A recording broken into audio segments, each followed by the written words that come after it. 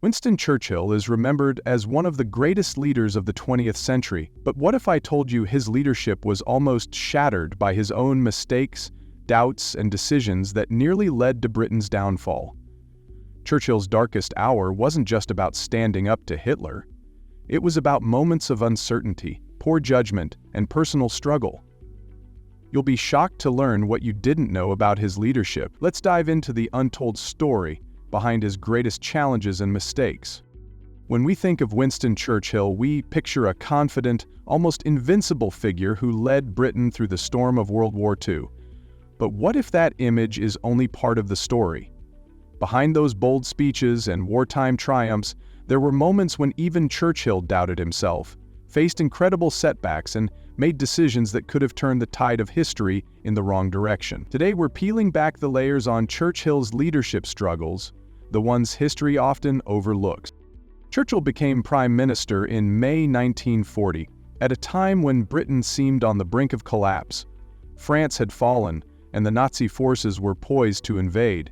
Yet despite Britain's dire situation, Churchill's first major challenge wasn't the enemy, it was his own government. Some of his own cabinet members and military advisors were pushing for peace talks with Hitler, while others doubted his leadership.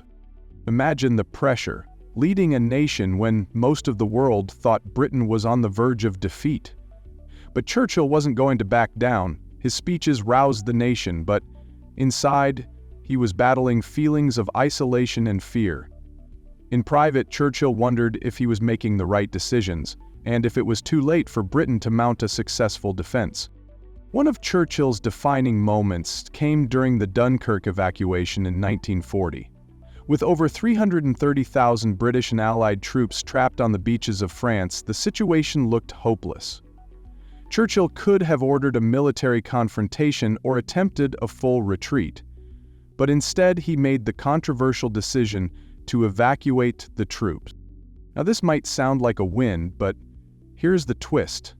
Churchill himself wasn't sure whether the evacuation would be seen as a victory or a failure. Many of his critics thought it was a sign of weakness, a surrender to Nazi forces. But in reality, the evacuation bought Britain time, and the survival of these troops was crucial for the future fight against Hitler. The emotional weight on Churchill during this time was immense. He knew this was not a clear-cut victory, yet he took the gamble. Next came the Battle of Britain, where Churchill's leadership faced yet another test. The Luftwaffe launched relentless bombing raids on Britain's cities, hoping to break the spirit of the British people. Behind closed doors, Churchill was worried. Britain's Royal Air Force was outnumbered, and the odds seemed insurmountable. It wasn't clear for weeks whether Britain could hold on. Could Churchill keep the nation's morale intact while the skies were being bombarded?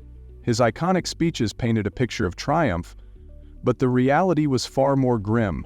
The fear of failure haunted Churchill. He knew that a British defeat would likely signal the end of the war for the Allies.